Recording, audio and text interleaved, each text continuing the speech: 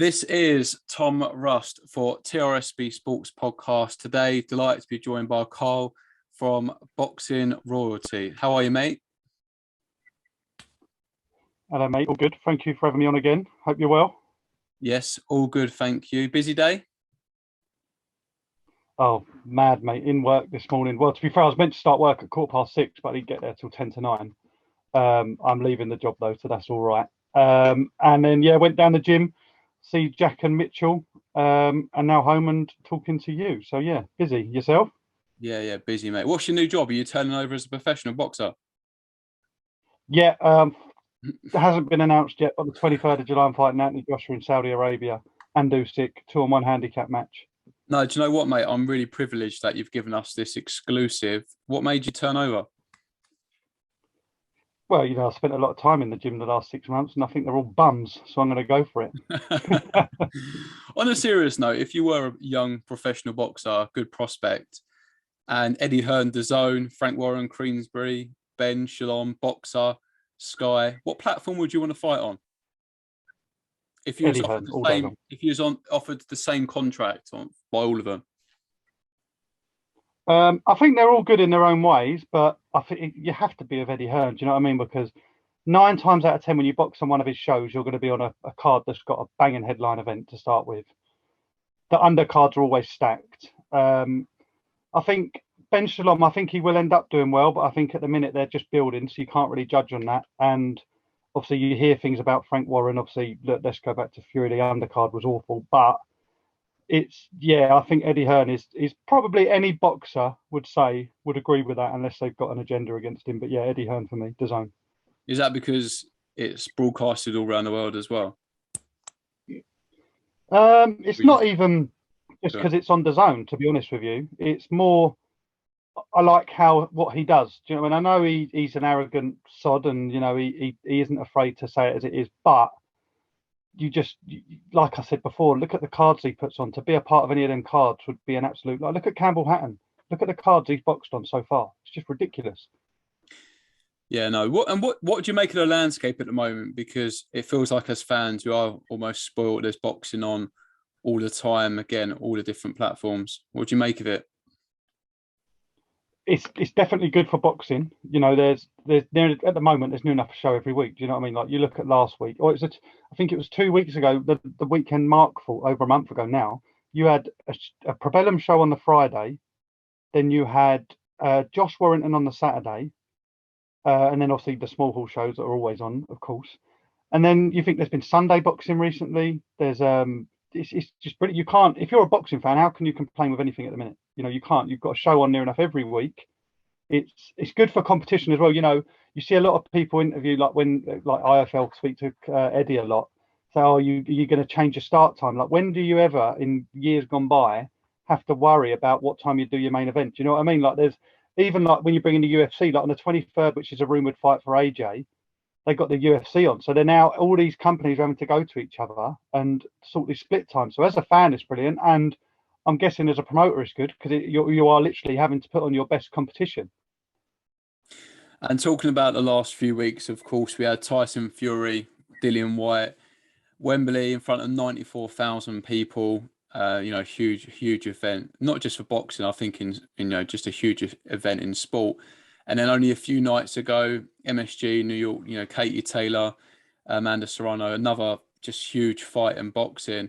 Just want to start with Katie Taylor's fight. What did you make of it? I think it could go down as fight of the year, personally. You look at their ages. I mean, it doesn't mean a lot, but 36 and 33, is it? Or 35 and 33? It was just, from the moment it got going, they just went at it, and the whole build up, and it probably will be the biggest ever women's fight that ever happens. It was just an absolute war, like a pleasure to watch. Like, I struggled to stay awake. I fell asleep halfway through Liam Smith and got back up, but I was so pleased for her because she's just an icon, isn't she? Whether you don't like women's boxing or not, she's just an absolute icon to this sport, and a credit to Irish boxing as well, I think. Do you think that she needs to box on? She was speaking about carrying on. I don't know if there's much more she can do in the sport. As you were just saying, she's taking it to a different level. just, you know, such a professional as well, lives the life. And of course, with Eddie Hearn, who's backed her all the way. Do you feel like she needs to do anything else? She doesn't need to do anything else, does she? You know, she ain't got to worry about money no more. She's like you said, she's carried the sport herself. She's carried women's boxing to what it is today. But no, I don't think she does, but I think she will. I thought before this fight, I thought she started. What's the word I'm looking for? When someone gets worse slowly, decreasing, is it? Whatever it is. I Declining. think she started declining. I think she started to decline, which she did. And I think I spoke to you before, and I said I think she'll either knock her out or she'll get stopped herself. I don't think it goes to the end, which I was wrong about, as I am most things. But no, back to I don't think she does need to carry on. Will she? Yes, I think she will. But I don't know. She doesn't have to. Of course, she doesn't have to. You know, she could retire now, and people would speak about her for years. And what did you make of the decision? I agreed with it. I think 90. What did someone have it? 98, 93 or something. I think that's a bit of an insult, but this is happening too much now. But I had her up by one, maybe two. She definitely won in my eyes. But I can see why people think Serrano won. It weren't a robbery. You know, she didn't win like, you know, 8-2, whatever it was. She won the fight, and it was a balance. It's what you look for in a fight, though, isn't it? And you know, she come forward. Yes, she got rocked, but all right, she lost that round. Do you know what I mean? Just because she got rocked, she didn't lose the fight. Like, you see all these idiots on Twitter and Instagram saying, "Oh, Serrano nearly knocked her out. It should have been stopped. She lost that fight." What? She lost that fight because she got chinned. That's what happens in a boxing ring, mate. Do you know what I mean? You get hit. So yeah, I think it was the right decision. I don't know. What do you think on that? Do you think she won? I think it, I think so. It mate, honestly, it's like you were saying a few moments ago, absolute war is an incredible fight, non-stop action from the first bell to the last. I really enjoyed it. And you know, a lot of people just sort of say, you know, women's boxing, bigger fight. But I think just for boxing, and again, I think like the Fury fight, it was just a massive sporting occasion. I loved every second of it. Yeah, I mean, obviously, look, let's not beat around a bit. The undercard was absolutely horrendous. But I've seen you say it before as well. Frank Warren put, what was it, something like 42 million just to get that fight. So you can't expect there to be, you know, he said he wanted Anthony Yard on the card, and Anthony Yard weren't going to be ready. Like, Anthony Yard don't want to fight because he's got the winner of a fight that hasn't even been announced yet. Well, it has now. But yeah, the undercard, it was all right. It was good enough to sit there and watch. You know, you didn't turn off and go, "Oh shit, Fury's on now, let's turn it on." But as an event, I don't think you'll probably ever see an event as big as that in England again in boxing. I really don't. You know, and you know me, I'm not Warren's biggest fan, but what he put on was fantastic, brilliant. Yeah, when you think, you know, like going back sort of 10 years before Eddie Hearn got hold of AJ and was putting on the big stadium fights, if you'd have said, you know, we're going to have 94,000 people in Wembley, you know, National Football Stadium for a boxing event, it's mad, really, when you think about it. And the atmosphere, my mate was there. He sent me some videos, and it looked like an incredible night. But yeah, to fight in front of 94,000, obviously Tyson Fury, another huge fight, a brilliant knockout. And I don't know, I've seen a few interviews where he sounds, you know, convincing, mate. He sounds like he might not fight again. I know it's early days, and give it a few months when he's got over the victory, and you know, everyone keeps saying about boredom sort of setting in. I just don't want him to sort of, you know, take a few years out, then come back. It's almost like, okay, let's see this AJ fight. Let's get the winner of that. And then if Fury is going to fight again, then fight the winner of AJ Usyk. You don't want to see him out too long, because at the moment he's in the best shape of his life, I think, both physically and mentally. I think he's in his prime. You know, he's getting better every fight. You think from the first Wilder fight, we all thought he was going to get outclassed. I hadn't really ever watched Wilder to that point, but listen, if Frank Warren rings him up in 6 months' time, and you know, Joshua come out today and said, "Look, I lost that fight. Blah, blah, blah, I'm going to go in back to my base. I'm going to try and knock him out." Do you really think if Joshua beats Usyk and Frank Warren or Eddie Hearn ring Tyson, just to let you know, mate, Joshua's on the phone. He wants to fight you. Do you think he's going to go, "No, your Joshua, I've retired"? He's going to say, "Let's have it." Do you know what I mean? And his wife even said it after the fight, didn't she? She said, "Look, if it's a Yeah. unification, he'll probably fight on." But what is interesting is, I didn't think it'd be this quick. Is the WBC have come out today and have seeked a decision from him already, haven't they? which is quite interesting because usually they leave it a bit, but they've come pretty much straight in 2 weeks later and said, look, what are you doing? We want to move on. But no, to your question, mate, he ain't going to retire. I don't think so. Yeah, like you say, listen, if 6 months time he gets offered a ridiculous amount of money to fight AJ or Usyk, and let's be honest, I think either of those fights he goes in as favourite. It's going to be a difficult one for him to turn down. A lot of money to be earned, and if you think you can win, then it's going to be a hard one to walk away from. But going back to the fight itself, for me, when watching it felt like Whyte never really got a foothold in the fight. He tried with some big shots. Fury, it's like he saw him coming a mile away, and I expected a little bit more from him. As good as Fury is, I did expect Whyte to sort of ask some more questions of Fury. But what did you make of the fight? I think I listened to it obviously with the commentary on, right, and I think Dillian Whyte landed some decent shots. He got to Tyson's body a couple of times, not enough, nowhere near enough. Do you know what I mean? But he, I think we spoke on the phone, didn't we, on the way when you wanted your pink see-through hat, and he said to me, do you remember? Yeah, I do now. Now you said it, yeah. And we said if Fury boxes, he wins all 12 rounds, right? And I didn't think Fury was going to do that, but I see one of the scorecards had it. Was it what sixth round it finished when they had it 4-2 to Fury? Look, Whyte landed some decent shots, but look, Whyte didn't win. You could maybe give Whyte the first round, but apart from that, it was just another masterclass from Fury. And as I say, I just think he's getting better every fight. Yeah, like Katie Taylor, I think, like Fury as well, they rise to the occasion. They turn it on when it really matters.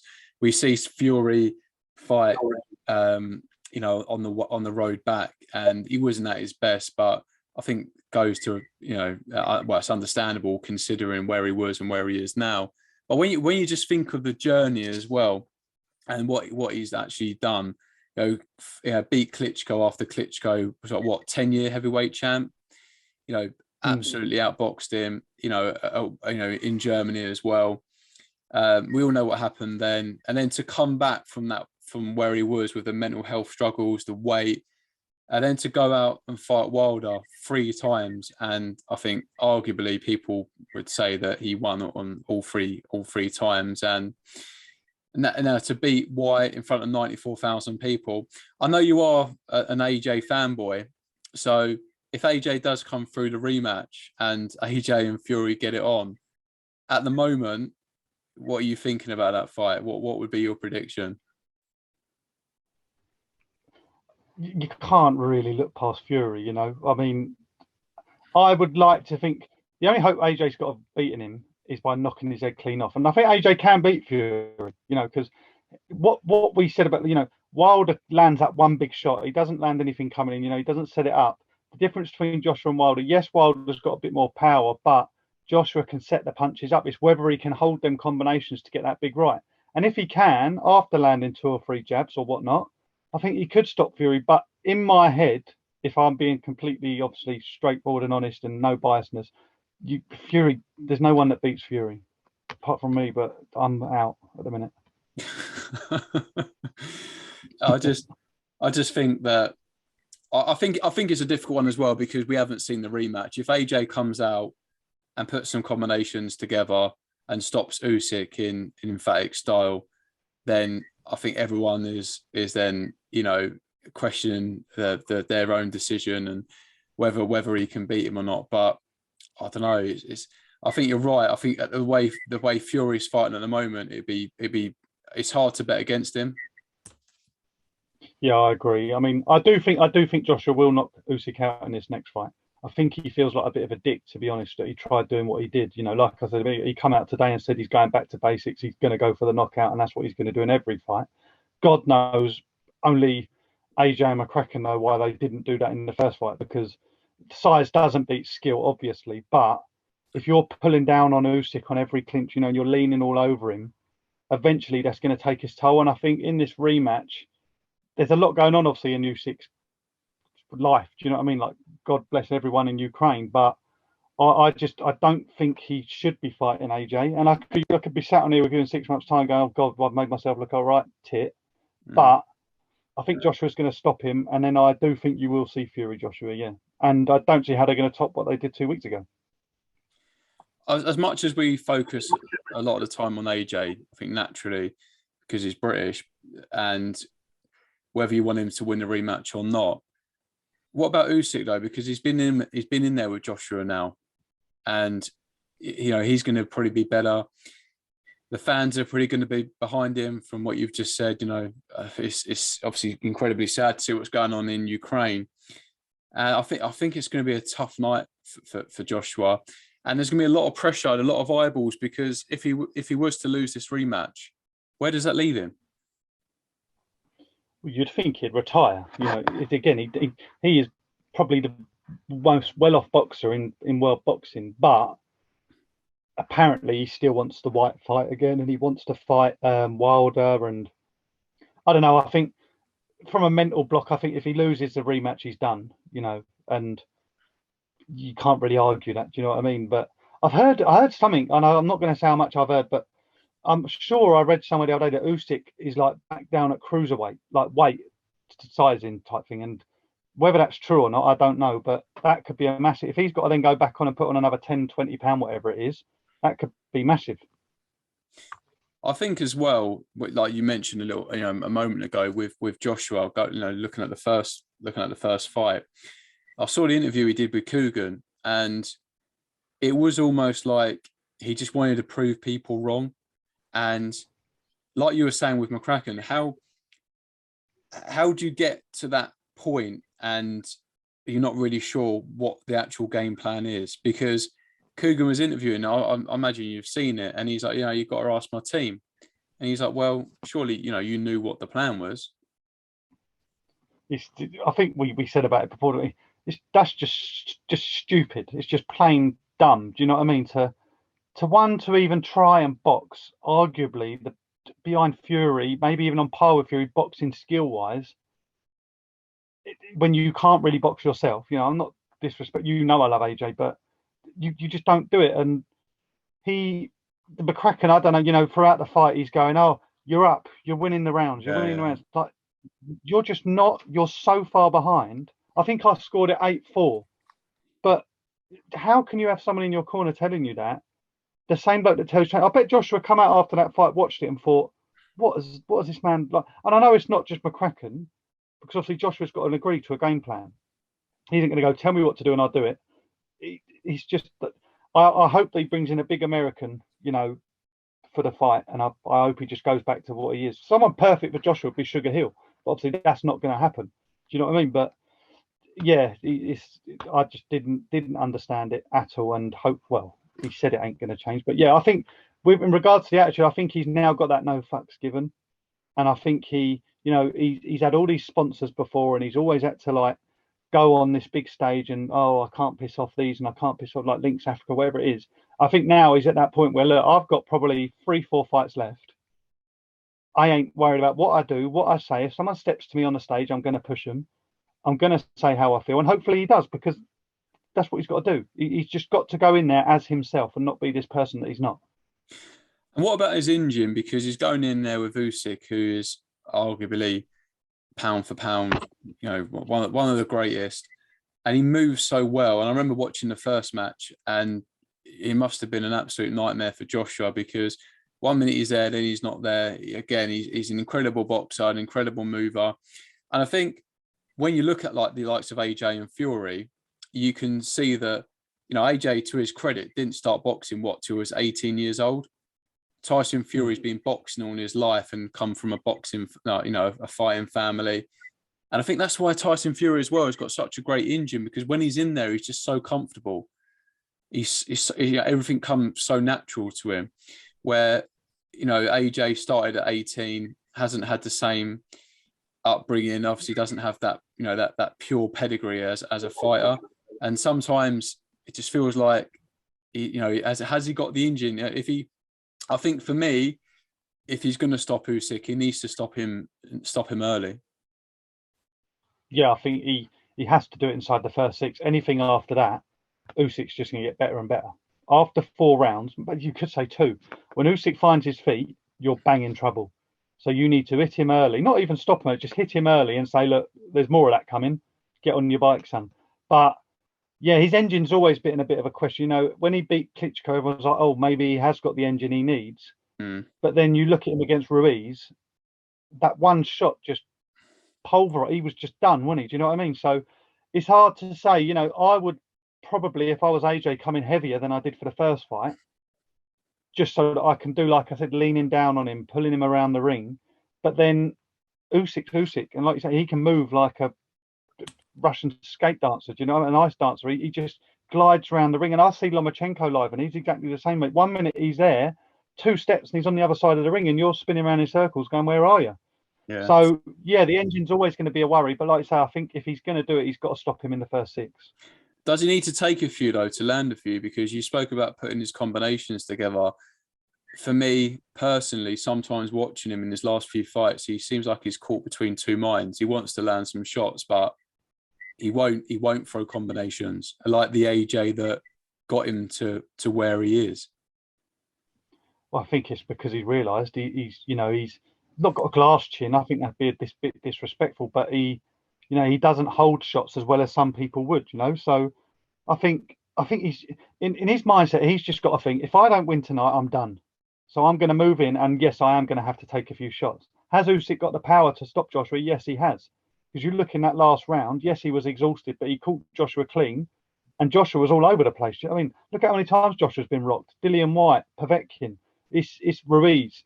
He has to. He can't go into that fight. If you're not going to take a few, then you're not going to go for the knockout, because you don't knock someone out by just running and hitting them, going, wait there, mate, give me 30 seconds before you throw a punch. Do you know what I mean? So, yeah. Yes, he's going to have to take a few. But then, like you say, I think he's mentally scarred by the rocking. But I just think he's just got to go, do you know what? This is it. If I win, I've got a huge fight with Fury. If I lose, I'm done. I retire with my millions. I think that's the thing with AJ. I think when he is caught and he goes down, you just worry about his recovery. You know, you look at Fury in that first Wilder fight, 12th round, goes down, big shot, gets up, don't know how, but within a few seconds, and even in the last Wilder fight, he went down a couple of times. He gets up, but he doesn't just get up. After a few seconds, it's like he's not been down. But when you see AJ go down, he gets up, and it takes him, it takes him a while to find his feet. And I think if you're in there against someone like Usyk, going back to the Klitschko fight, you can argue his best days were behind him. But with Usyk, a live opponent, if he does go down, I just worry for him. Oh, he get jumped all over. You see when Joshua goes down, because his legs go all over the place. He stands flat-footed, and he just holds his hands out. Like, you can see his legs, his feet are planted. So he ain't moving nowhere because his legs have gone. Do you know what I mean? So if that happens against Usyk in the rematch, he'll be carried out the ring. Do you know what I mean? Because he can't hold the shot. Carried safely, obviously. Do you know what I mean? But he won't take it, because Usyk isn't a 40-year-old Klitschko. Usyk, like you say, is he's live, he's ready, and he's going to have something to fight for. He's going to have his whole country sat behind him. Do you know what I mean? So if he's got to do it. He can't go in there and pussyfoot around it. He's got to just go. Yeah, and let's be honest as well, the bloke's just been in Ukraine fighting a war. He's not going to be worried about getting in, having a boxing fight. That's going to be a holiday. Do you know what I mean? It literally would be a holiday for him. I think it'll go one of two ways. I think that the whole thing that's going on will affect Usyk, or he'll be unstoppable and will lose to 10 Joshuas in that ring on the night. Do you know what I mean? What a way, though, to shine, not a good light, but just to really highlight your country if he was to go out there and beat Joshua. And I think, as much as the British public want to see AJ win for obvious reasons, I think if he was to beat him in a rematch, I don't think anyone's going to be too upset because of what's going on in his personal life and his country. No, yeah, I mean, you'd be pleased for him. Do you know what I mean? You'd have to be pleased for him to come back from doing what he's doing to then go and carry his belts, keep his belts. Do you know what I mean? It would. How could you be able to? Obviously, I'm an AJ fan, and if he lost, I'd be a bit like, oh, well, that's it. Do you know what I mean? But it's not like he's losing to a bloke that's standing there chatting shit, got nothing going on in his life, and you think, oh, that's so annoying. It would. What can you say? When has Usyk ever come across as a nasty person or a prick or anything? He never has. Do you know what I mean? So regardless, you couldn't. Yeah, you just have to be pleased for the bloke. Where's the fight even going to be on? Because has AJ announced his platform yet? I read something yesterday that he's going on Sky Sports. He's agreed to deal with them. How is that going to work with Eddie Hearn as his promoter? Imagine like Adam Smith, Eddie Hearn. Do you see as well where Eddie Hearn was saying about Sky not being at the I think they were there at some point, but they weren't there at the Taylor fight. Apparently he was saying, they don't want to promote his events. Yeah, I kind of agree with that though, because Adam Smith's always banged on about Katie Taylor and how brilliant it is for women's boxing. And I get it, Sky have been with Matchroom for what was it, like 18 years or something silly. But it just is what it is. But I think his promoter is, so his promoter's Matchroom, but his broadcast is going to be Sky. And I think the same thing happened with Marku at the start, and that's quickly changed because now Marku's strictly with Boxer. So I don't quite understand how it worked because I can't see Eddie Hearn sitting up there with Adam Smith, but then God knows. Eddie Hearn, to his credit, has always said that he thinks AJ will probably stay with Sky, so they must have something worked out for it. But God knows how. What they're going to do? What's they going to have? A pair of shorts on, one with Sky Sports, one with the. It's crazy. But this is the thing with boxing. With all this, if you're Simons, you should just stay on their broadcasting channel. If you're with Queensbury, you should be a BT fighter. If you're with DAZN, you should be on Matchroom. You know what I mean? So God knows. But mate, it goes back to it's money, isn't it? Sky have offered him all this money to stay. Yeah, no, of course. So at the moment, then, if you had to list your top 5 heavyweights, what would it be in order? Well, Fury, Usyk. Can't disagree with that. So Fury number 1, yeah. Yeah, Usyk number 2. Yeah. Joshua 3. Okay. Whyte 4. And then 5th, I suppose you've got Wilder.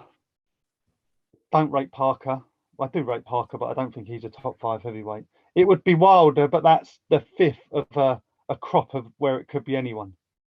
There's a lot of people coming through, but I think, Fury, Usyk, Joshua, Whyte, Wilder, but I don't rate Wilder, mate. I know he's got power, but I don't rate him as a boxer. He nearly beat Fury. Yeah, he did, but he didn't. He nearly beat a Fury that had only had 2 fights back. Do you know what I mean? Look at when Fury was back in he blew him out twice. Do you know what I mean? And I understand what you're saying, and I'm not disrespecting Wilder because in the heavyweights, if you've got power in the heavyweight division and you can hold a shot, you're going to do all right. But I just think I don't rate him that highly, and I think he beats the heavyweights below that order I've given. If you put him in with Ruiz, I think he beats Ruiz. If you put him in with Hrgovic, see that even there, Hrgovic in the top 5 heavyweight, but that's a good fight. I just think Wilder, I think watching him fight, people can maybe argue his resume, where he got to and how many times he defended his title. But one thing I do give him credit for is he is resilient. Like watching him in those Fury fights, mate, especially the 3rd one, he took some punishment, and to his credit, he fights on. And I just feel like, Wilder Joshua, for example, if Wilder catches Joshua, which I can see that happening, does he recover? Do you know what I mean? After equally, Joshua can catch him and stop him, but and also, go on. I think it's whoever punches first, whoever lands. That would just be that fight. Yeah, mate. I think you speak about Joseph Parker as well. I know he's fighting Joyce. I don't know. Sometimes I think maybe Parker is world level. Then I think maybe, I don't know. I know Whyte beat him before. Would that be a different fight now? So many good heavyweights, mate, and so many good fights. But I just can't write Wilder off. I think with his power, I know he's almost like a one-trick pony, but what he has got, mate, can just he only as he said before as well. He only needs to be good for a couple of seconds, and then it's game over. Yeah, I think. By the way, I think Joe Joyce beats Parker, and you might like. I think Joe Joyce gives Wilder a tough night because there's so many people that have said they've hit Joe Joyce with everything, and he's not even moved. If he can withstand Wilder's power, he beats him. I But do like Joe Joyce. but I don't know. I don't think I feel sorry for Joe Joyce because he chose to stay in the amateurs for so long, and now he's coming to the heavyweights. He's been made what was it WBO #1. Hmm. He's probably not going to get to fight for that belt because you think, say Joshua beats Usyk, Yeah, the likelihood is you're going to see Fury Joshua. So that's not till the end of this year. That's going to be December this year if Joshua beats Usyk. Do you know what I mean? So, and what is Joyce? He's 33, so he ain't got too long. and then there'll be a So rematch clause in the next on fight. time. Exactly. So say, I know obviously this Joshua Usyk fight this is it, one fight, whoever wins wins. But then say Joshua does or Usyk fight Fury, that could be 3 fights. That could be till the end of next year. Yeah, no, 100%, 100%. Get the Yeah, WBC to bring up one of them silly belts.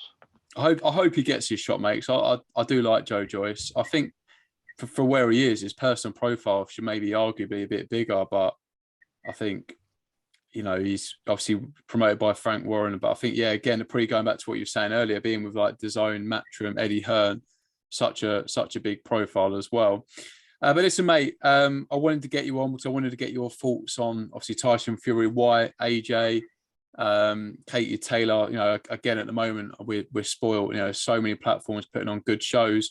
Anything else you would like to add? No, obviously. Well, yeah, I suppose there is.